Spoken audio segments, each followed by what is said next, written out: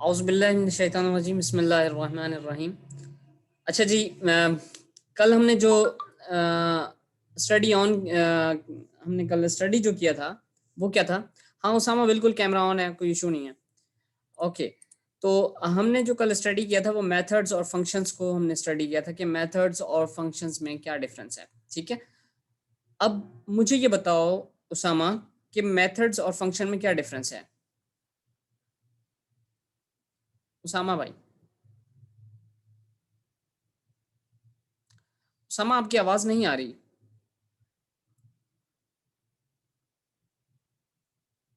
नहीं, मैसेज पे बताएंगे तो कैसे पता चलेगा। अच्छा, अली जॉन आप बता दें।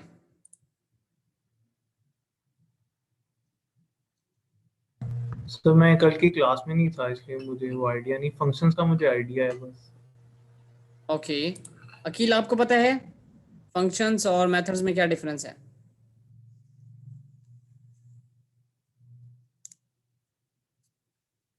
अकील, आवाज़ आ रही है मेरी आपको या नहीं?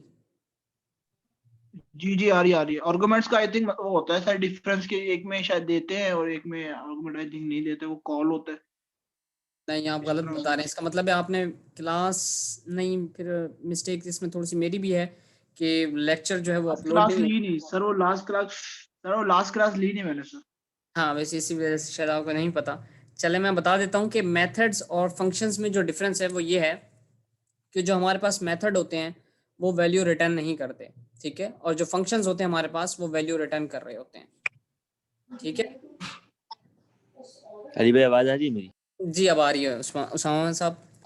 अब आपको चलो। समझ आई कि नहीं अकील? जी जी।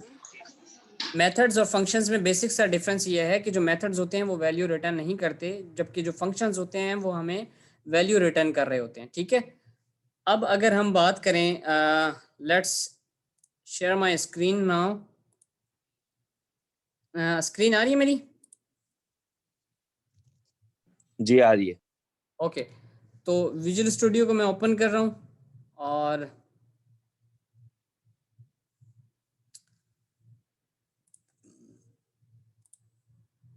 हम यहाँ से क्रिएट न्यू प्रोजेक्ट क्रिएट करते हैं और कंसोल में जाते हैं। यहाँ से नेक्स्ट किया हमने। क्लास 4 थी, आज हमारी जो क्लास होगी वो क्लास 5 होगी, last class of this week.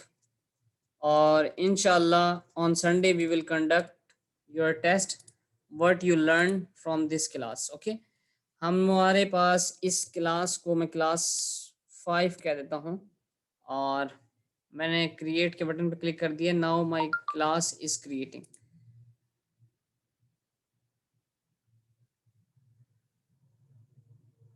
Okay, our project has been ready.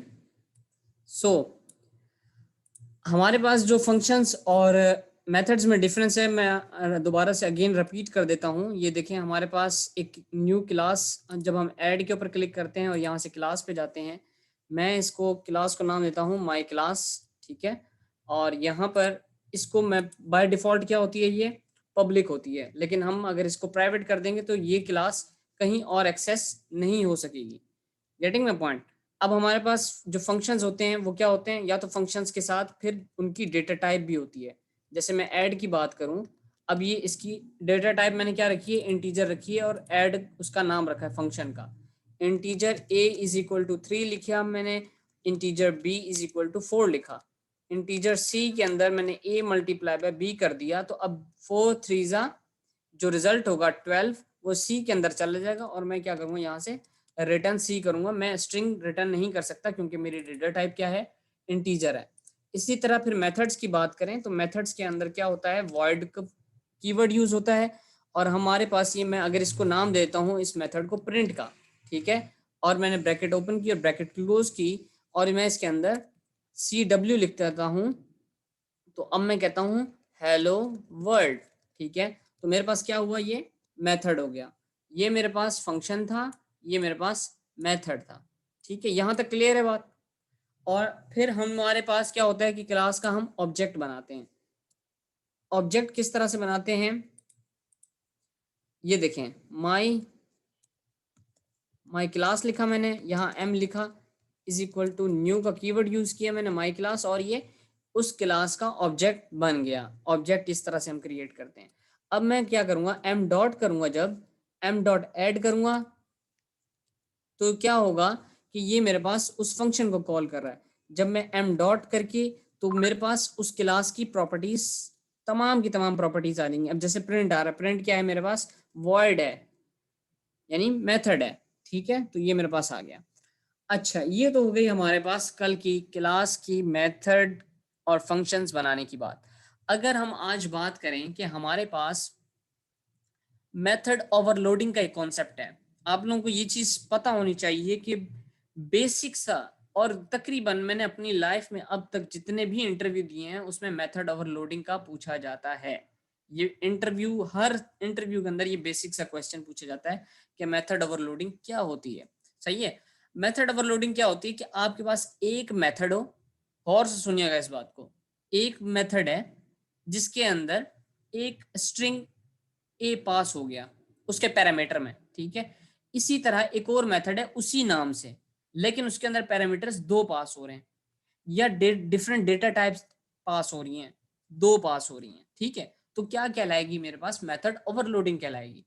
आए हम बात करते हैं किस तरह से। माई क्लास के अंदर मैं चला गया, मैं इसको रिमूव करता हूँ फिलहाल। ठीक है, ये मेरे पास क्लियर हो गया। अब मैं क्या करता हूँ, यहाँ पे एक मेथड बनाता हूँ, फिर उसी नाम का एक और मेथड बनाता हूँ। अब देखते हैं होता क्या है। मैंने लिखा पब्लिक वॉइड ऐड, ठीक है, इसमें दे दिया इंटीजर नंबर 1। ठीक है, और मैंने यहाँ से ब्रैकेट ओपन कर दी। अब ये मेरे पास एक मेथड बना हुआ है ऐड के नाम से, और इसकी पैरामीटर्स के अंदर क्या पास हो रहा है, इंटीजर यानी नंबर। ठीक है, यानी ये जो इंटीजर और नंबर 1 लिखा है मैंने, ये कहीं और से आएगा, कहाँ आएगा, लेकिन इस मेथड के अंदर आएगा। पहली बात ये हो गई। मैंने इसी नाम से एक और मेथड बना दिया, पब्लिक वॉइड ऐड के नाम से एक और मेथड बना दिया, इसमें इंटीजर नंबर 1 पास कर दिया और स्ट्रिंग ए पास कर दी मैंने। क्या हुआ, कोई एरर दिया? अगर आप यही इंटीजर नंबर 1 ले लो, रोना शुरू कर देगा वो। क्या रोना शुरू कर रहा है, वो कह रहा है भाई ये पहले से इस नाम से चीज मौजूद है, इस ऐड के नाम से, आप क्यों दोबारा बना रहे हो? अगर मैं इसके अंदर दो पैरामीटर पास कर दूंगा, या आप लोगों का क्वेश्चन ये हो सकता है कि सर हम इंटीजर पास कर रहे हैं, कर दो भाई, कोई मसला नहीं है। हाँ, लेकिन वहां ऐड का मेथड है, यहाँ भी ऐड का मेथड है। वहां क्या हो रहा है, पैरामीटर एक पास हो रहा है, यहाँ पे क्या हो रहा है, पैरामीटर दो पास हो रहे हैं आपके पास। तो ये कहलाती है हमारे पास मेथड ओवरलोडिंग। ठीक है, सेम नाम के मेथड्स हों, डिफरेंट पैरामीटर्स हों, ये आपके पास मेथड ओवरलोडिंग कहलाती है। अब हम देखते हैं कि ये काम किस तरह से करेगा। मिसाल के तौर पे ऐड का मेथड है ना, ये ऐड के मेथड में हमने इंटीजर ए ले लिया, सही है, ए के अंदर हमने कहा भाई नंबर 1, सही है। अब इस नंबर 1 के अंदर जो कुछ भी है वो कहाँ चला जाएगा, ए के अंदर चला जाएगा।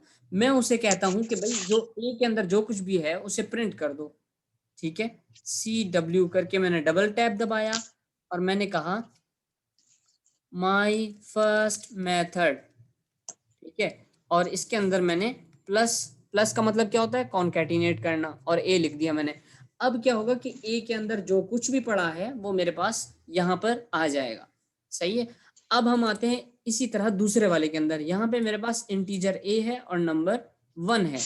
अब मैं क्या करता हूँ, यहाँ पे मैं कहता हूँ integer number 1 is equal to number 1। ठीक है भैया, अब ये हो गया एक। फिर मैंने कहा integer number 2 is equal to A, ये एक कहानी हो गई। मैंने कहा integer C is equal to number 1 multiply by number 2। सही है, अब क्या हुआ कि सी के अंदर मेरे पास इन दोनों का मल्टीप्लिकेशन होगा और उसका रिजल्ट सी के अंदर स्टोर हो जाएगा। मैं क्या करता हूँ, इसको प्रिंट करवाता हूँ। कंसोल डॉट राइट लाइन के अंदर मैं कहता हूँ माई सेकेंड मेथड। ओहो, ये कहाँ लिख रहा हूँ मैं, सही है, तो प्लस थोड़ा सा स्पेस देते हैं ताकि क्लियर हो जाए। तो मैं इसे कहता हूँ सी। ठीक है, अब हम क्या करेंगे कि माई क्लास का ऑब्जेक्ट बना हुआ है, मैं एम डॉट करूंगा। ये किसका माइक खुला हुआ है, काइंडली म्यूट कर ले प्लीज, नहीं तो मुझे खुद म्यूट करना पड़ेगा। अब यहाँ पे देखो, मैंने एम डॉट लिखा, ऐड के साथ क्या बना हुआ आ रहा है, void my class dot add integer number 1, यहाँ पे क्या कह रहा है +1 ओवरलोड, कि ये क्लास, ये क्या है, मेथड ओवरलोड हो रहा है, मेथड ओवरलोडिंग हो रही है, सही है। तो m डॉट ऐड लिखा हुआ आ रहा है, इसका मतलब ये है कि हमारे पास ओवरलोडिंग हो रही है। क्यों? क्योंकि इस नाम के 2 मेथड बने हुए ऑलरेडी, तो वो कह रहा है कि आप किस मेथड को एक्सेस करना चाहते हो, तो वैसे ही होगा। अब देखो मैं क्या करता हूँ, मैं कहता हूँ मेथड डॉट ऐड। अब यहाँ पे देखो, पहले वो क्या कह रहा है, कह रहा है इंटीजर नंबर 1, अगर मैं इसे यूं करूंगा, कह रहा है एक दूसरा जो मेथड है उसमें नंबर 1 और इंटीजर ए जा रहे हैं। अब ये देखो, एक है नंबर 1, अब मिसाल के तौर पे इस नंबर 1 वाले के अंदर मैंने पास कर दिया 33, कोई मसला? कोई मसला नहीं है। अब ये किस मेथड को एक्सेस करेगा, m डॉट ऐड किया मैंने, अब इसके अंदर क्या है, अब फिर एक इंटीजर वाला आ रहा है, मैं अब चाहता हूं मैं दूसरे वाले के अंदर भेजना चाहता हूं, मैंने कहा भाई 2 और 4, सही है। अब क्या करो, कंसोल डॉट रीड लाइन, सही है। अब मैं इसको करता हूँ रन, अब बल्कि रन नहीं करता मैं, आज आप लोगों को डिबगिंग सिखा देता हूँ। ये देखो यहाँ पे आपने को ने लगाया, यानी कि अब डिबग कर रहे हो, लाइन बाय लाइन कोड को चेक करेगा ये। मैं स्टार्ट कर देता हूँ, ठीक है।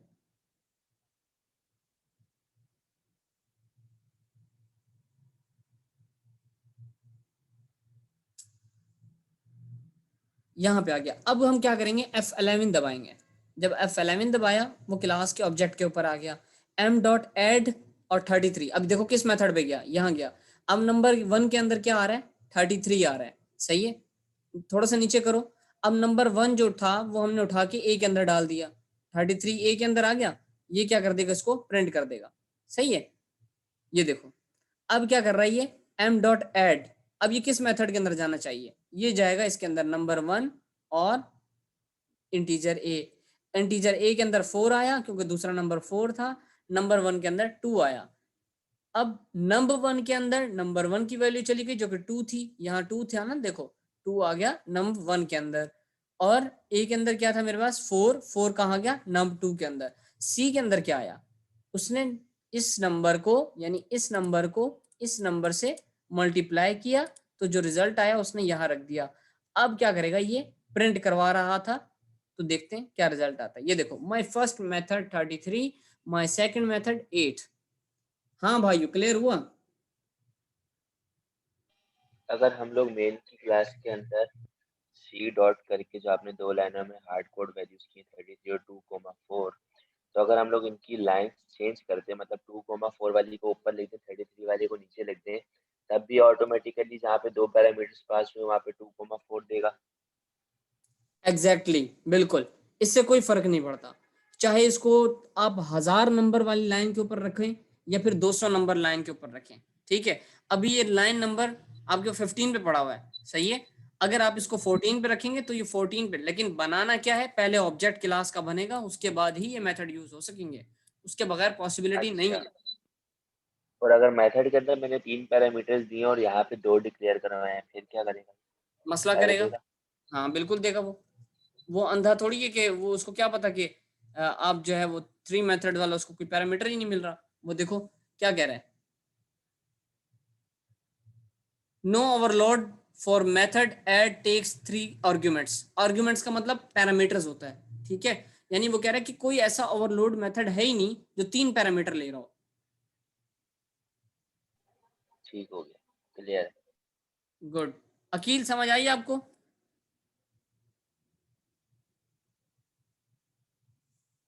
Aqeel, are you there?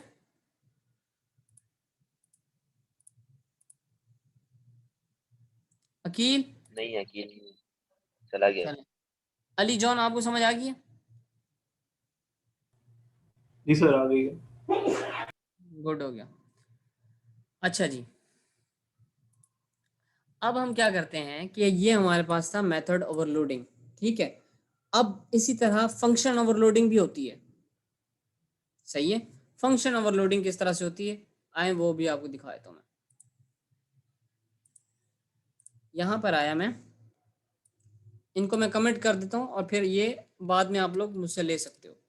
मैं कहता हूं इसे पब्लिक इंटीजर ऐड का ही बना लेते हैं दोबारा से, सही है। इंटीजर नंबर 1, ठीक है, नंबर लिख दिया मैंने फिलहाल, सही है। अब मैं क्या कहता हूँ, मैं इसे कहता हूँ कि भाई इंटीजर ए के अंदर आप नंबर डाल दो और रिटर्न क्या कर दो, ए कर दो, सही है।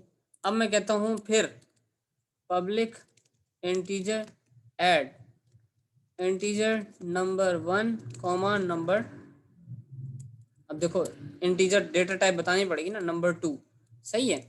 ये इसको ऐसे कर दिया मैंने। अब ये क्या करेगा, integer c is equal to number 1 multiply by number 2, ये ऐसे हो गया। अब मैं इसे कहता हूँ रिटर्न क्या कर दो, c कर दो। अब ये यहाँ चला गया। अब यहाँ पे क्या करेंगे, हमने ये ऑब्जेक्ट बनाया हुआ था ना, हम इसको फिलहाल कमेंट कर देते हैं और हम अब फंक्शन की तरफ चाहते हैं। हम क्या करते हैं, हम कहते हैं m डॉट ऐड में। अब ये देखो फिर वो कह रहा है कि भाई इंटीजर है माई क्लास, उसकी माई क्लास डॉट ऐड की जो डेटा टाइप है वो इंटीजर है।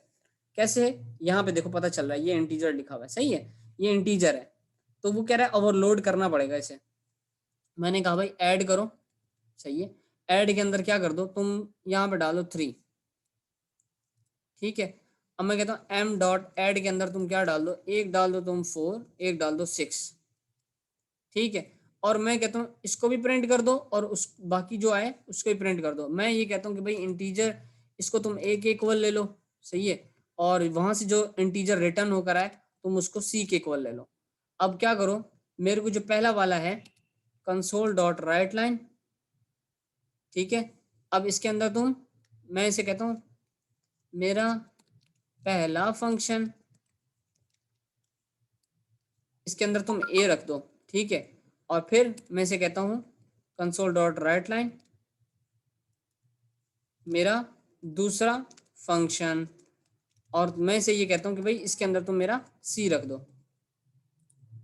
अब देखते हैं हम ये प्रिंट करता है या नहीं।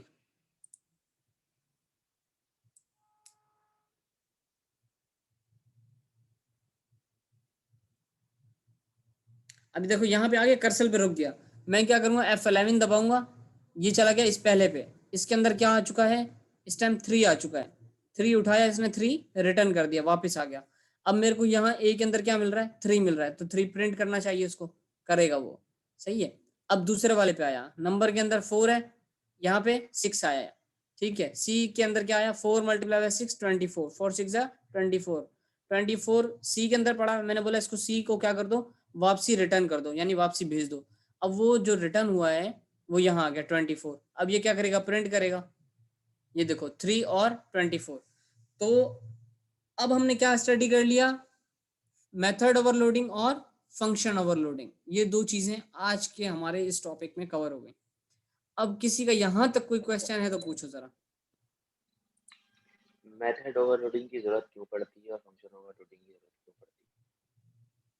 हाँ देखो, मेथड ओवरलोडिंग की जरूरत क्यों पड़ती है और फंक्शन ओवरलोडिंग की जरूरत क्यों पड़ती है, इसका बेसिक से देखें डिफरेंस ये है कि हमारे पास जब वैल्यू रिटर्न करवानी हो, ये वही वाली बात है जो कल क्वेश्चन था आपका, कि जब हमारे पास कोई एक फंक्शन कहीं बना हुआ है और वहां पे कुछ मैथमेटिकल हमने ऑपरेशन करवाने हैं। फॉर एग्जांपल मैंने कहा कि भाई वहां पे कुछ मल्टीप्लाई करवाओ, फिर डिवाइड करवाओ, फिर वहां से परसेंटेज निकालो 33% निकालने के बाद जो रिजल्ट है वो मुझे यहाँ पे शो करवाओ, मुझे वो यहाँ पे चाहिए इस प्रोग्राम डॉट सी एस की क्लास में। तो मैं क्या करूंगा, वहां से रिटर्न करवाऊंगा तो वो मेरे को यहाँ मिलेगी। ठीक हो गई बात। अब दूसरी बात कि मेथड है, मैंने मेथड के अंदर यहाँ से वैल्यूज भेजी हैं, सही है, वैल्यूज गई हैं, लेकिन मैंने कहा वहीं प्रिंट करवा के उसको रिपोर्ट के अंदर शो करवा देना, डेट सेट, तो वो वहां रिपोर्ट के अंदर प्रिंट होके शो हो जाएंगे उसको। ये है मेथड का। फंक्शन का क्या है, फंक्शन ने वहां से वैल्यू रिटर्न करी, वो मुझे यहाँ मिली, फिर मैं हो सकता है उसी रिजल्ट जो वहां फंक्शन ने मुझे रिटर्न किए उसको मैं यहाँ पे और मल्टीप्लाई करूं, उसका और मैथमेटिकल ऑपरेशन अप्लाई करूं। तो ये इसके लिए हम फंक्शन यूज करते हैं। और किसी का क्वेश्चन?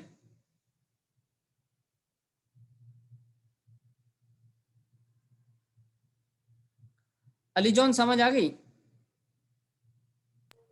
जी सर आ गई। That's good. तो ये हमारे पास था फंक्शन और मेथड ओवरलोडिंग। अब हमारे पास ये हो गया, हमने एरे पढ़ लिया था, ठीक है। एरे के अंदर हमने पढ़ा था कि वैल्यूज को हार्ड कोड हमने ऐड करवा लिया था। अब हम ये चाहते हैं कि यूजर खुद वैल्यूज को ऐड करे एरे के अंदर, ठीक है।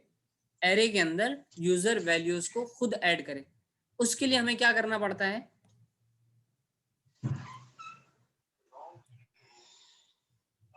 मैं इसे कमेंट कर रहा हूं, ये कोड लेना चाहें आप लोग तो बाद में ले सकते हैं। अच्छा, मैंने कहा भाई एक इंटीजर एरे बनाओ और फिर उस एरे का नाम लिखो। मैंने कहा भाई my array is equal to new integer और मैंने इसे कर दिया बंद। अब देखो यहाँ इसके अंदर मुझे लेंथ डिफाइंड करना वाजिब है, वाजिब, इसके बगैर कोई काम नहीं हो सकता, ठीक है।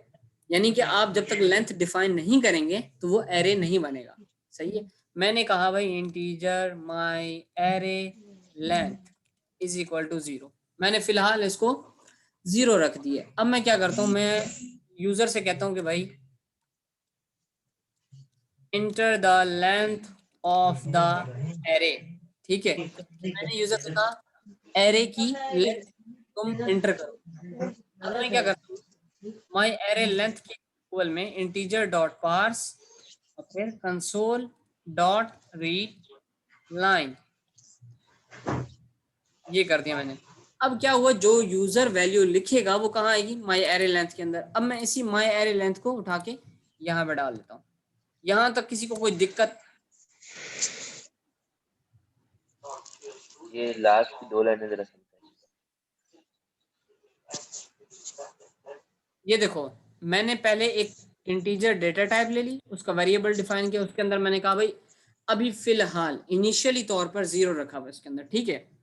फिर मैंने कहा प्रिंट करवाया एक तरह से कि भाई enter the length of the array, तुम अपनी एरे की लेंथ लिखो। यूजर ने एरे, जस्ट ये प्रिंट हुआ है। अब यूजर जब टाइप करेगा, फॉर एग्जांपल उसने 3 टाइप कर दिया, 4 टाइप कर दिया, तो वो जो टाइप करेगा कंसोल डॉट रीड लाइन का मतलब क्या होता है? यूजर से इनपुट लेना, ठीक है। लेकिन यूजर जो इनपुट देता है कंसोल डॉट रीड लाइन ये कहता है कि मैं बाय डिफॉल्ट जो वैल्यू रीड करवाता हूँ वो स्ट्रिंग में करवाता हूँ। लेकिन हमने क्या कहा कि वो जो वैल्यू रीड करवाएगा वो स्ट्रिंग में तो होगी, लेकिन हमें किस में चाहिए? इंटीजर में चाहिए। हमने इंट डॉट पार्स कर दिया, ठीक है, ब्रैकेट ओपन की, और हमने कहा जो कुछ भी यूजर एंटर करेगा उसको पहले आपने क्या करना है? इंटीजर में कन्वर्ट करना है। इंटीजर में जब कन्वर्ट हो जाए उसको कहाँ रखना है आपने? माई एरे लेंथ के अंदर रखना है, सही है। माई एरे लेंथ के अंदर चला गया। यहाँ तक किसी को कोई दिक्कत? ओके, बिल्कुल। ठीक है। अब वो यहाँ चला गया, मैंने कहा भाई माई एरे लेंथ क्या हो गया? वो यहाँ आ गया। अब ये मेरा एरे बन गया, सही है। अब जब ये एरे बन गया, मैंने कहा भाई इसके अंदर उस वक्त तक वैल्यूज लेता रहे जब तक क्या करना है? इस एरे की लेंथ है, ठीक है। मैं अब वैल्यूज को एंटर करवाना, फॉर का लूप यूज करता हूं मैं। मैंने लिखा for integer I is equal to 0, I is less than my array dot length. भाई किसी को कोई मसला?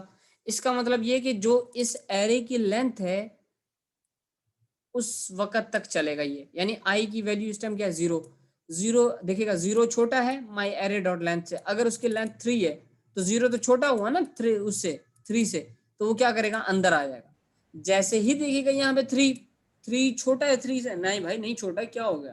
तो वो क्या करेगा? वो अंदर नहीं आएगा, इस फॉर के लूप से बाहर आ जाएगा। यहाँ तक क्लियर है? ये जो लेंथ है वर्ड, ये कोई इसका रिजर्व वर्ड है? ये वाला हाँ, ये डॉट लेंथ जो है ये रिजर्व है, ये एरे के लिए स्पेसिफिकली, और कहीं नहीं है। समझिएगा इस बात को कि ये जब हम एरे बनाते हैं, एरे क्या होता है मैंने बताया था आपको। मैं अगर दोबारा बताऊं आप लोगों को, तो एरे होता है हमारे पास एक तरह से, मेरे पास ये अलमारी है, ठीक है, और इसके डिफरेंट खाने बने हुए हैं। ये स्टार्ट कहाँ से होता है? 0 इंडेक्स से, 0 1 2 3 और 4, सही है। अब मैंने कहा कि जो 0 इंडेक्स पे तुम क्या रखो वैल्यू? 0 इंडेक्स पे मैंने कहा तुम रख दो 33, यहाँ पे रख दो 42, ठीक है, यहाँ पे क्या रख दो 40 रख दो 2 इंडेक्स पे, 3 इंडेक्स पे क्या रख दो तुम, डाल दो इसको 50। अब मैंने कहा 4 इंडेक्स पे क्या रखो 11 लिख दो। अब क्या होगा कि जो हमारे पास एरे बनेगा वो क्या होगा, उसकी लेंथ देखी जाएगी। अब इसकी लेंथ क्या है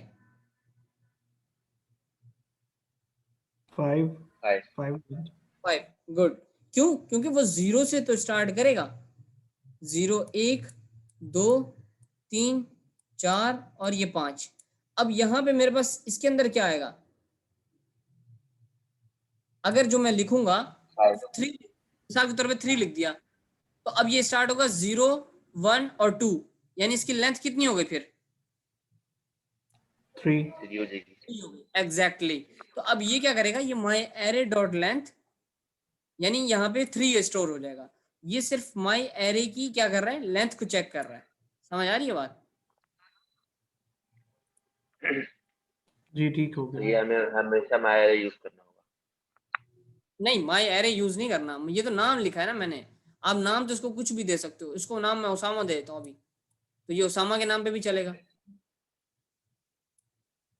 सही है, तो क्या हुआ कि ये अब हमारे पास इसकी लेंथ लेकर आ गया। अब ये चाहता हूं कि इस एरे की लेंथ जितनी भी है उसके हर इंडेक्स पे मेरी एक वैल्यू मुझसे मांगे और वो वैल्यू वहां रखता जाए। समझ आ रही है बात? हाँ उसामा, कोई क्वेश्चन है? ये आपने माय एरे डॉट लेंथ क्यों रखा आई कंडीशन के अंदर? हाँ, ये इसलिए रखा कि लूप उस वक्त तक चलता रहे। अगर मैं यहाँ 6 दे दूं मिसाल के तौर पे, तो मसला करेगा ना ठीक है। यार। मसला क्यों करेगा कि 6 तक तो लूप चलेगा ही चलेगा, इसको तो वाजिब है चलना। लेकिन मसला क्या है कि एरे की लेंथ भी तो उतनी हो। अगर उसकी लेंथ की, उसकी अलमारी के खाने 3, आप बोल रहे हो नहीं यार मैं तो वहां पे कार्टन भी ठोक दूंगा आखिरी वाले खाने में, ऐसा तो पॉसिबल नहीं है ना। जितनी जगह होगी उतनी चीजें रखोगे ना यार आप। सर वो एक्चुअली ना आपने ऊपर जो लिया है वेरिएबल माय अरे लेंथ ले लिए और नीचे माय अरे हाँ डॉट लेंथ ले लिए, तो वो हाँ, थोड़ा कंफ्यूजिंग हो गया कि यार ये क्या। ओके ओके, मैं यहाँ पे इसको नंबर कर देता हूँ, ठीक है।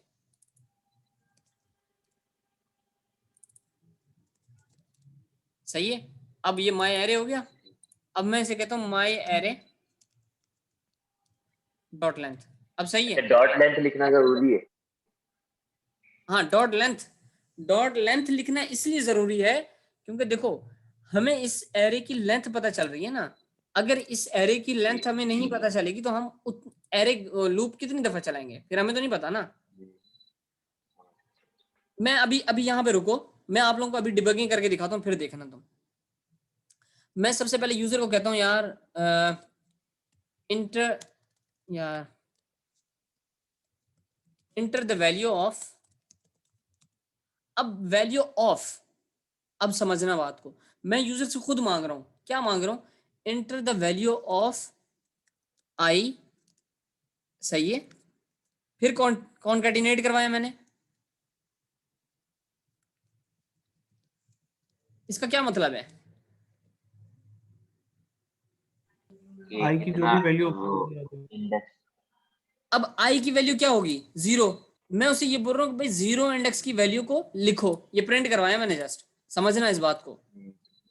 सही है, अब मैं क्या कर रहा हूँ, मैं बोल रहा हूँ भाई माई एरे को लाओ। सही है, माई एरे आएगा और इसके अंदर तुम डाल दो आई। ठीक है, आई, आई का मतलब क्या है, यानी कि माई एरे की आई, आई क्या है इस टाइम मेरा 0 है ना। इस एरे के 0 इंडेक्स। नहीं आई समझ? आ गई। अली जॉन आ गई आपको?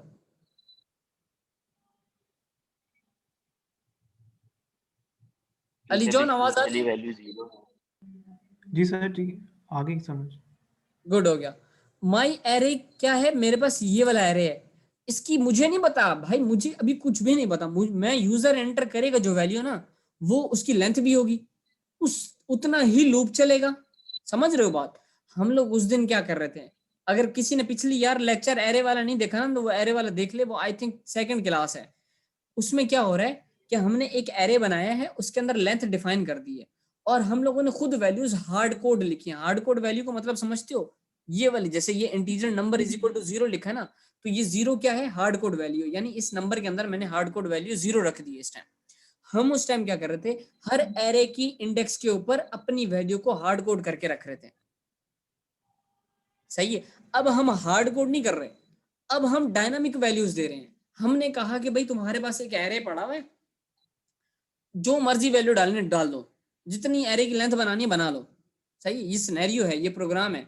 मैं अगर एक बात कहूं कि मैं आपका इंटरव्यू ले रहा हूँ, सही है, मैं ये कहता हूँ भाई उसामा साहब मुझे नहीं पता, एक मुझे एरे चाहिए, सही है, और उस एरे के अंदर मैं क्या करूंगा, वैल्यू अपनी लेंथ भी खुद लिखूंगा, उतनी दफा लेंथ के अंदर वैल्यूज भी खुद डालूंगा, और फिर वही वैल्यूज जो मैं डालूंगा मुझे वो आखिर में प्रिंट करके दिखा दे। कोई दिक्कत इस बात में? बिल्कुल भी। सही है। अब समझना, माई एरे आई आ गया, इसका मतलब है 0 इंडेक्स पे पड़ा हुआ है। इस बात पे तवज्जो रखना, मैंने कहा भाई इसको कि जो भी वैल्यू यूजर ने इंटर की वो कहाँ जाएगी, माई एरे के आई में जाएगी। और इसको कैसे आएगी वैल्यू, इंटीजर डॉट पार्स जब करूंगा और अंदर कंसोल डॉट रीड लाइन जब करूंगा। अब समझना कि जो वैल्यू यूजर ने लिखी वो माई एरे के इधर चली गई। अभी मैं इसको फट करके रन नहीं करता, मैं इसको डिबग करता हूं ताकि आप लोगों को अच्छे से समझा सकूं।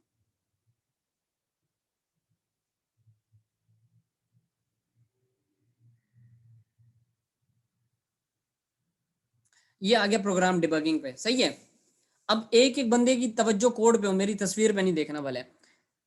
F11 प्रेस करता हूं मैं, सही है, नंबर के अंदर क्या है, 0, ठीक है। कंसोल डॉट राइट लाइन चला है, यानी उसने यूजर को बोला भाई enter the length of the array, array की लेंथ लिखो तुम। कंसोल डॉट रीड लाइन मांग रहा है। अब ये देखो enter the length of the array आ गया प्रिंट होके। अब वो ब्लिंक हो रहा है कर्सर बार बार, यानी वैल्यू मांग रहा है यूजर से। मैंने कहा भाई तुम इसमें वैल्यू लिखो 3, मैं 3 लिख रहा हूँ फिलहाल ना, कुछ भी लिख सकते हो आप लोग। अब देखना तवज्जो, माई एरे की ये यहाँ खोलो ना अगर, या इससे पहले देखो माई एरे के अंदर क्या आ रहा है, यहाँ पे 3 आ रहा है, नंबर 3 हो गया, हाँ ठीक है। 3 आ रहा है। इसको मैं खोल देता हूँ। जब खोला मैंने, ये देखो कह रहा है 0 इंडेक्स। मैंने क्या कहा था, एरे कहाँ से शुरू होता है, 0 से। 0 से शुरू होता है। 0 इंडेक्स के अंदर अभी क्या पड़ा हुआ है, 0, nothing, null. पहले इंडेक्स पे क्या पड़ा हुआ है, 0। दूसरे इंडेक्स पे क्या पड़ा हुआ है, 0। अभी 0 पड़ा हुआ है, सही है। हर इंडेक्स पे 0 पड़ा हुआ है। क्लियर होगी बात? जी। अब चलो, अब हम फॉर के लूप के अंदर आ चुके हैं। फॉर के लूप के अंदर जब हम आए तो इसने क्या किया, पहले यहां से शुरू किया फॉर के लूप को चलाना। जब यहां पे आया, आई क्या है, 0, Variable 0, yes. ठीक है। अब ये देख रहा है कि क्या ये 0 छोटा है किससे, माई एरे डॉट लेंथ के ऊपर मैंने लिखा, क्या आ रहा है आंसर, 3। 3 आ रहा है। आसान, हाँ 3 सही क्यों कहा, आया भाई, 3 इसलिए आया, क्योंकि हमने इसकी अलमारी के खाने कितने हैं उसामा, 3 3 है, तो यहाँ पे क्या आना चाहिए, यहाँ पे 3 आना चाहिए। 3 आना चाहिए, और 3 आ रहा है। अब ये क्या चेक कर रहा है, क्या 0 छोटा है, ट्रू। ट्रू हो गई वैल्यू। जब ट्रू तो ये चला जाएगा अंदर, ठीक है, लूप के अंदर। देखो यहाँ आ गया। अब ये जब यहाँ आया, यहाँ से इसने क्या किया, प्रिंट करवाया, enter the value of I index. I का मतलब क्या है, 0। ये देखो 0 इंडेक्स। अब मैंने इसको क्या कहा कि कंसोल डॉट रीड लाइन करो और कहाँ डालो, एरे की माई एरे आई क्या है, 0, यानी माई एरे की 0 इंडेक्स के ऊपर जो वैल्यू है उठा के डाल दो। मैंने इसको किया रन। अब वो मांग रहा है, देखो enter the value of 0 index. मैंने कहा भाई 77, एंटर मार देता हूं मैं, एक सवाब मिल गया भाई, F11 आ गया। अब वो क्या कर रहा है, आई प्लस प्लस।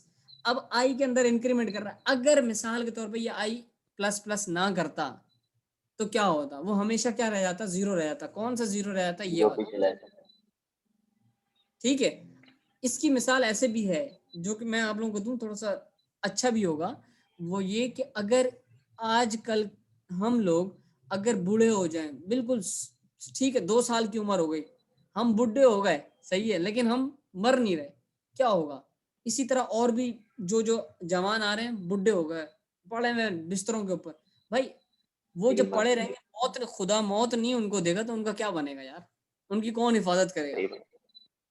वो बिल्कुल अजीब सी हालत हो जाएगी उनकी, कोई कहीं पे वोमिटिंग कर रहा है, कोई कहीं पे पड़ा, बस खुदा पनाह दे। इसी तरह इसकी भी हालत ऐसी ही है कि अगर आई प्लस प्लस नहीं करेंगे तो सारी जिंदगी ये ऐसे का ऐसे ही रहेगा, फिर ये जीरो इंडेक्स के अंदर ही घूमता रहेगा, फिर उसामा भी परेशान होगा कि ये क्या हो गया। सही है। अब इसने आई प्लस प्लस कर दिया, अब ये आया दोबारा, अब वो आई जीरो की तरफ देखो नहीं जा रहा, आई वन पे प्लस प्लस जाएगा, कहाँ है, दोबारा कंडीशन पे आगे चेक करना। अब आई के अंदर क्या है दिखाता हूँ मैं, ये देखो 1 होगा इंक्रीमेंट करके। आई हो गया 1, एरे की लेंथ वही है 3, 1 छोटा है 3 से, छोटा है ना। ट्रू, बिल्कुल। ये दोबारा वैल्यू मांगी इसने। अब देखो मैं यहाँ पे खोलता हूँ माई एरे, जीरो इंडेक्स पे हमने क्या ठोक दिया था इसको, 77 77। अब दोबारा मांग रहा है वैल्यू, आ गया, enter the value of 1 index, मैंने कहा 45, एंटर मार दिया मैंने, दोबारा चला गया, अब दोबारा आई प्लस प्लस पे गया। अब आई की वैल्यू क्या है, हम अगर देखें तो आई की वैल्यू हो चुकी है 2, लेंथ वही 3 है, 2 छोटा है 3 से, यहाँ आया, यहाँ गया, अब दोबारा मांग रहा है, हमने कहा 67, एंटर मार दिया, ये यहाँ पे आ चुका है, ये देखो F11 किया हमने, दोबारा आई प्लस प्लस पे गया, अब देखना वापस आ गया, आए हाय, आता, क्यों वापस आया भाई? आई क्या हो चुका था हमारे पास, क्योंकि कंडीशन 3 इक्वल्स टू 3 फॉल्स हो गई। 3, हाँ 3 के इक्वल है, 3 से छोटा नहीं है, समझ आ रही है बात? अब माई एरे के ऊपर अगर कर्सर लेके जाओ और देखो जीरो इंडेक्स पे क्या आ चुका है, 77 1 इंडेक्स पे आ चुका है 45, 2 इंडेक्स पे क्या आ चुका है 67। अब मैं अगर इसको करूं रन तो क्या होगा, ये वैसे ही खड़ा हुआ है, ये हमने वैल्यूज एंटर की हैं। अब मैं ये चाहता हूं कि मुझे ये जो वैल्यूज के अंदर जो भी यूजर आएगा वो पहले लेंथ लिखेगा, फिर वैल्यूज को एंटर करता रहेगा 1 बाय 1, ठीक है, इंटर कर दिया, खत्म हो गया मामला। अब मैं उससे ये कहता हूँ कि यार अब जो है ना मेहरबानी करो, मुझे जो कुछ भी एरे के अंदर पड़ा हुआ है ना वो प्रिंट करके दिखा दो, बस और कुछ नहीं करो। तो इसके लिए क्या करूंगा, प्रिंट करवा दूंगा एरे को। एरे को प्रिंट करवा दूंगा। चलें आप ही बताएंगे मुझे कि प्रिंट कैसे करते हैं। सबसे पहले मैंने एक कंसोल डॉट राइट, ये प्रिंटिंग का मैंने किया खाली ये, ताकि हमें सेपरेट नजर आ जाए। अच्छा अब उसामा आप बताओ कि मैंने वो एरे है माई एरे, ठीक है, इसकी वैल्यूज पड़ी हुई है और मुझे 1 बाय 1 प्रिंट करनी है, बताओ कैसे प्रिंट करूंगा? कॉन्कैटिनेशन करवा के। क्या हो गया, दिमाग खराब है? कॉन्कैटिनेशन कैसे का मतलब? भाई मुझे नहीं पता इसके प्रिंट फर्स्ट अभी इंडेक्स देखो, क्या पड़ी है, क्योंकि वो तो यूजर एंटर करेगा ना, वो तो रन टाइम पे एंटर भी कर रहा होगा, रन टाइम पे मेरे को प्रिंट भी चाहिए। ये चीज मैंने करवा चुका हूं मैं वैसे। नहीं मेरे अली जॉन आप बताओ। सर ये फॉर लूप के थ्रू ही हम दोबारा इसको प्रिंट करेंगे। सुबहान अल्लाह सुबहान अल्लाह, जबरदस्त। भाई देखो हमें जब भी ना कोई वैल्यूज पड़ी हुई हूँ बहुत सारी तो हम लूप लगाएंगे, हम पागल नहीं है। अगर मैं आपसे कहूँ उसामा मुझे 4000 लाइनों पे अली गफ्फारी अली गफ्फारी अली गफ्फारी लिख के दिखो, आप तो थक जाओगे, आप बोलोगे मुझे तो 10,000 सिगरेट की डब्बी ला के दो तब भी मैं पीता रहूंगा, लेकिन मैं नहीं लिख पाऊंगा। सिंपल सी बात ये है। वो क्यों नहीं लिख पाऊंगा भाई, इंसान है ना, थक जाता है। कंप्यूटर ने क्या दिया आपको, प्रोग्राम ने सहूलत दी थी, आप एक फाइल लूप का लूप लगाओ। लगाएंगे। अब हम क्या करेंगे, फॉर का लूप लगाएंगे। अच्छा अब मैं क्या करूं अपना Ali John? Sir for loop के अंदर अब हम लेंथ जो डिफाइन करेंगे, जो हमारे पास अरे आएगी, यहाँ पे हम मेंशन कर देंगे माई अरे और वही लिख देंगे हम माई अरे डॉट लेंथ। जबरदस्त। ये अच्छा दोबारा आ प्रिंट करवाने के जाएगा लिए कंसोल, इसमें हम प्रिंट कर देंगे वैल्यूज वैल्यू और ऑफ मैं कहता हूँ जी फर्स्ट इंडेक्स, ठीक है। जी। और एक सेकंड यार। हाँ, यहाँ पे आ जाएगा माय अरे और ब्रैकेट्स में आई आ एरे जाएगा, ब्रैकेट में आई आ जाएगा। आई आ जाएगा। देखते हैं जी आपकी, ये जो किए जरा एक बार जरा एक्सप्लेन करवाइए। ये अली जॉन आपको करवाएंगे।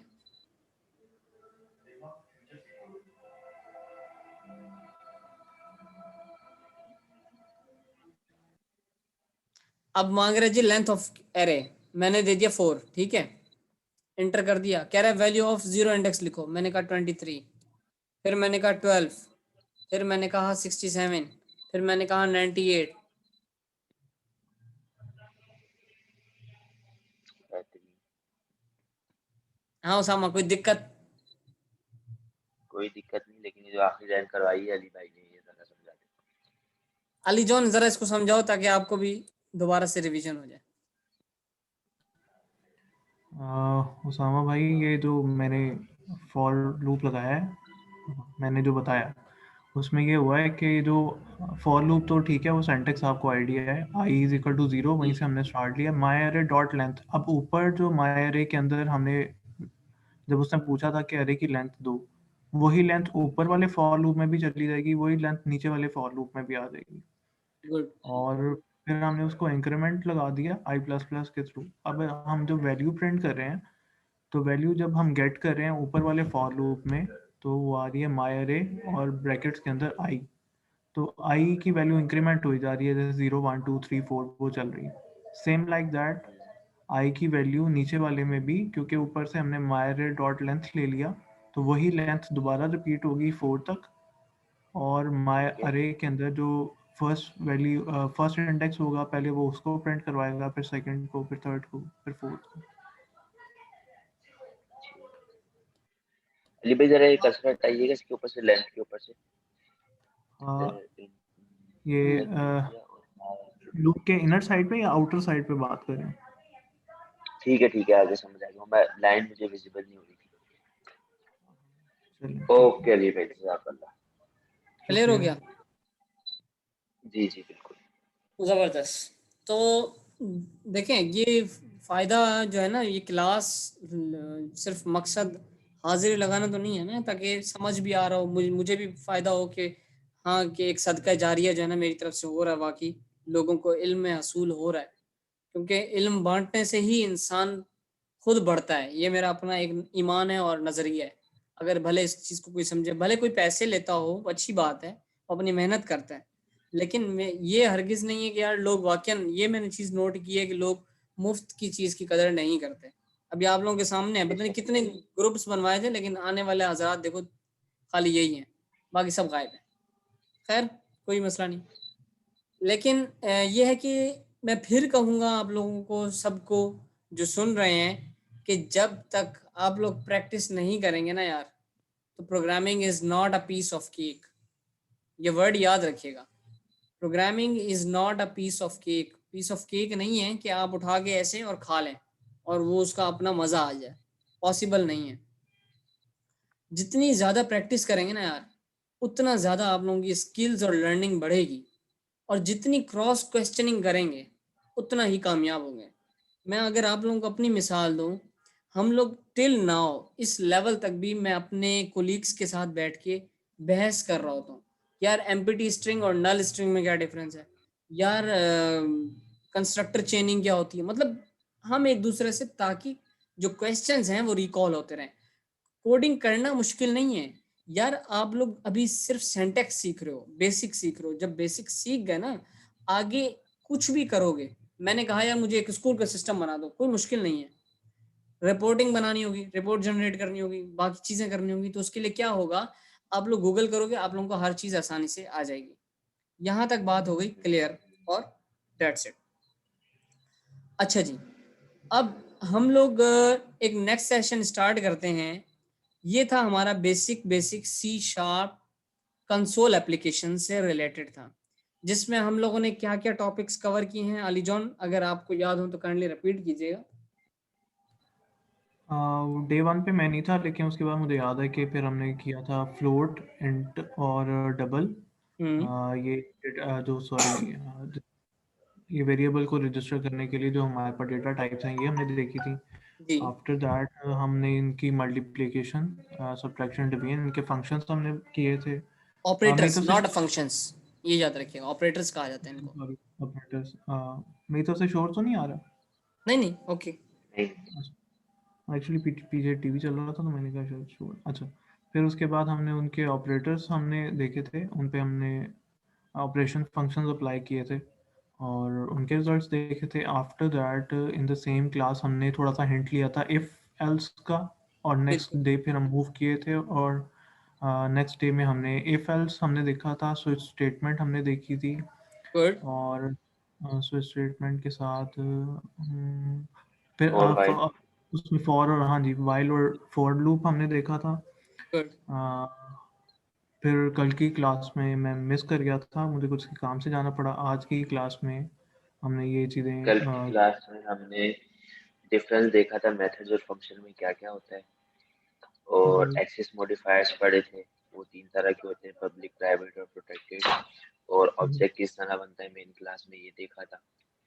ठीक है। गुड। और आज हमने मेथड ऑफ यूजिंग और एरे डिक्लेरेशन। अली, आप ऐसा करिएगा कि मुझे जो है ना अपना अपने व्हाट्सएप से मुझे पर्सनली मुझे मैसेज करिएगा। मैं जो है वो जी। आपको कल की क्लास का लिंक जो है वो यूट्यूब पे अपलोड किया मैंने, वो आपको सेंड कर दूंगा। आप उसे एक दफ़ा रिव्यू कर लेंगे तो आपको जो है रिकॉल हो जाएंगी सारी चीज़ें, ठीक है। Right sir. और अब हमारा यहाँ तक जो है वो सिलसिला हुआ है कंसोल एप्लीकेशंस, हमारी यहाँ पे इख्तिताम हुई। और ये जो था ये जस्ट बेसिक कॉन्सेप्ट था, आपको सिंटैक्स बताना था कि सी शार्प का सिंटैक्स कैसा होता है। एक चीज़ और याद रखिएगा। अच्छा, आज हमारी क्लास जो है वो थोड़ी सी लेट भी शुरू हुई है, तकरीबन 9:20 पे शुरू हुई है और आज हम इसको 10:30 तक लेके जाना चाहेंगे, अगर आप लोग माइंड ना करें तो। उसकी वजह ये है कि आज थोड़ा-सा हम लोगों ने आगे बढ़ना है, थोड़ा-सा, कि हम क्योंकि अभी हमारा गैप आ जाएगा सैटरडे और संडे का क्लास का। तो संडे वाले दिन जो है सिर्फ जस्ट हमारा टेस्ट होगा, जो कि चीज़ें रिकॉल होंगी और कुछ क्वेश्चनिंग, क्रॉस क्वेश्चनिंग मैं आप लोगों से करूँगा, दैट्स इट। ठीक है? और सर सॉरी जी, इंटरप्ट, मुझे अभी जाना है। अभी आपको जाना होगा? हाँ जी सर। चलें, आप जा सकते हैं। मैं ये लेक्चर अपलोड करूँगा तो फिर आप वहाँ से देख लीजिएगा, ठीक है? राइट, अब वैसे मुझे कुछ हिंट देते हैं नेक्स्ट आपने क्या पढ़ाना है, मैं खुद भी एक दफ़ा और भी ले लूँगा अच्छा, चीज़ों हमारा को। जो है वो नेक्स्ट है, अभी फ़िलहाल हम करेंगे डेटाबेस से रिलेटेड कुछ बेसिक्स हम स्टडी करेंगे, क्योंकि अब हम आगे जा रहे हैं डेस्कटॉप एप्लीकेशंस की तरफ मूव करने जा रहे हैं। कि अगर हमें डेस्कटॉप एप्लीकेशंस जो है वो जो बनानी है, वो हम लोग किस तरह से बनाएंगे, किस तरह से वो कम्युनिकेट कर रहा होगा और हमारा डेटा जो है वो एक स्टोर हो रहा होगा। लॉगिन, अगर कोई जैसे आप अगर हम बात करें कि आप विंडोज़ पे कंप्यूटर ऑन करते हैं तो लॉगिन करते हैं, तभी आप लॉगिन होते हैं। तो इसी तरह जो हमारा सॉफ्टवेयर होगा वो हम इंस्टॉल कर देते हैं अगर एक स्कूल के अंदर, फॉर एग्जांपल, ठीक है। आप एक स्कूल के अंदर हैं, आपने स्कूल का सिस्टम बना दिया, वहाँ पे लॉगिन किया, फिर आपको स्टूडेंट्स की लिस्ट नज़र आ रही है, कौन सा स्टूडेंट कितने मार्क्स ले चुका है, कौन से स्टूडेंट्स पास हैं, कौन से फेल हैं। ये एक डेस्कटॉप की एप्लीकेशन है, ठीक है। किस तरह से इसको इंस्टॉल करते हैं, किस तरह से इसका डेटाबेस के साथ कनेक्शन बनाते हैं, किस तरह से डेटाबेस से डेटा लेते हैं, डेटा भेजते हैं, ये सारे बेसिक कॉन्सेप्ट जो हैं हम लोगों ने आगे चल के स्टडी करने। लेकिन आज जो हमारा बेसिक वो होगा, रिव्यू होगा, वो जस्ट फॉर दैट डेटाबेस होता क्या है और डेटाबेस में किस तरह से क्या-क्या चीज़ें होती हैं। ये हमारा आज का इंट्रोडक्शन होगा। राइट सर, ये डीबी बिल्कुल नई चीज़ है, कल से ना स्टार्ट कर लें प्लीज़। जी। मैं कहा ये तो एक बिल्कुल चेंज टॉपिक हो जाएगा, तो हम कल से असल ही में ना। नहीं, असल में अली जॉन, जो सिनेरियो है वो कुछ इस तरह से है, क्योंकि आगे कुछ जो गोल्स हैं वो हमें अचीव करने हैं, तो उसके लिए हमें थोड़ा-सा ये है कि फ़ास्ट चलना पड़ेगा। वो इस तरह से कि अगर आप लोग 1 महीने के अंदर डेस्कटॉप एप्लीकेशंस भी, क्योंकि desktop application is not a small thing, उसमें डिज़ाइनिंग भी है, ईच एंड एवरीथिंग है, तो वो थोड़ी-सी टाइम टेकिंग क्लासेस होंगी। और हम उसमें फिर आगे हम सीखने जाएँगे, ऑब्जेक्ट ओरिएंटेड प्रोग्रामिंग है, डिज़ाइन पैटर्न है और डेटा स्ट्रक्चर। ये 3 कोर्सेज़ वो अलग से, वो भी हमें डेस्कटॉप एप्लीकेशंस के अंदर करना है, तो वो बहुत लेंथी कोर्स है। मैं चाह रहा हूँ कि एज़ सून एज़ पॉसिबल हम जितना जल्दी हो सके उसको कवर करें, ताकि फिर हम वेब एप्लीकेशंस की तरफ मूव ऑन करें। Right sir. ठीक है?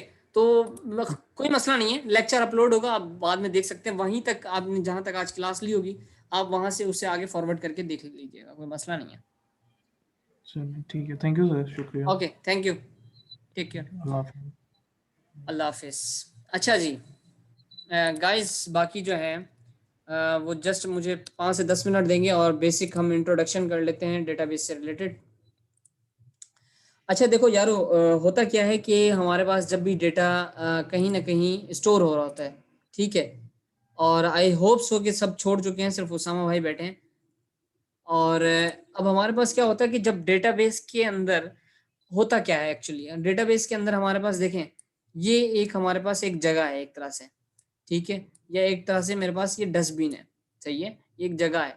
मैं क्या करता हूँ, मेरा डेटा फॉर एग्जांपल मैंने एक स्टूडेंट का डेटा एंट्री करवाई, उसका नेम, उसकी क्लास, उसकी एज, ये सारी चीज़ें क्या होंगी, एक जगह स्टोर करवानी होंगी, ताकि कल को मैंने ये सन 2020 में रिकॉर्ड सेव कर दिया, लेकिन मैं क्या चाहता हूँ कि जब मैं 2025 में आऊँ तो मैं इस स्पेसिफिक डेटा को चाहता हूँ।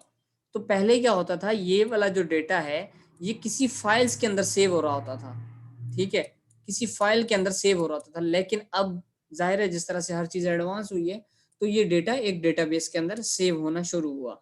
अब क्या हुआ कि ये डेटाबेस के अंदर हमेशा पड़ा रहता है, लेकिन जब मैं सन 2025 में इस डेटा को रिट्रीव करना चाहूंगा तो मैं क्या लिखूंगा कि डेट 2020 का जो डेटा है वो सारा का सारा मुझे ला के दिखा दो। तो वो क्या करेगा, वो इस डेटाबेस में जाएगा और मुझे सारा का सारा डेटा दिखा देगा। अच्छा, इस डेटा के अंदर, डेटाबेस के अंदर होता क्या है एक्चुअली, होता ये है कि हमारे पास सबसे पहले एक टेबल होता है, ठीक है, और वो टेबल लाइक दैट के, एक सेकेंड, हमारे पास एक टेबल होता है, सही है। अब मैं अगर ऐसे बात करूं, ये एक टेबल है और ये टेबल है एक स्टूडेंट का,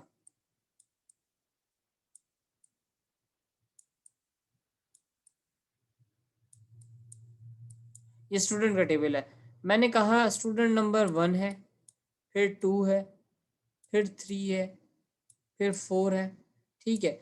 अब ये स्टूडेंट का टेबल बना रहा हूं मैं। अब इस स्टूडेंट के टेबल के अंदर मैंने क्या करना है, डेटा अपना सेव करना है। जब डेटा सेव करना हो तो मैंने यहाँ पे लिख दिया ए बी सी और डी, ये चीजें मेरे पास क्या हो गई, ये मेरे पास डेटाबेस के अंदर ये एक टेबल है स्टूडेंट का। इसी तरह से फिर एक स्कूल का टेबल होगा, फिर इसी तरह से एज, डिपार्टमेंट, मुख्तलिफ टेबल्स बनते रहेंगे। अब क्या होगा, मेरे पास एक स्ट्रक्चर बनता जाएगा कि मेरे पास डेटा रिट्रीव कर कैसे करते हैं। इसको हम मजीद एक्सेल की शीट के ऊपर भी देखेंगे कि एक्सेल की शीट के ऊपर किस तरह से हमारे पास डेटा लाइन अप होता है, यानी कॉलम्स, फिर रोज, ठीक है। अब हमारे पास क्या है, ये जो आते हैं ये कॉलम्स होते हैं। अब मेरे पास यहाँ कितने कॉलम है, 2 कॉलम है, एक ये वाला और एक ये वाला, ये 2 कॉलम्स हैं, ठीक है। अब रोज कितनी होंगी, एक ये रो है, एक ये है, एक ये रो है और एक ये रो है, ठीक है।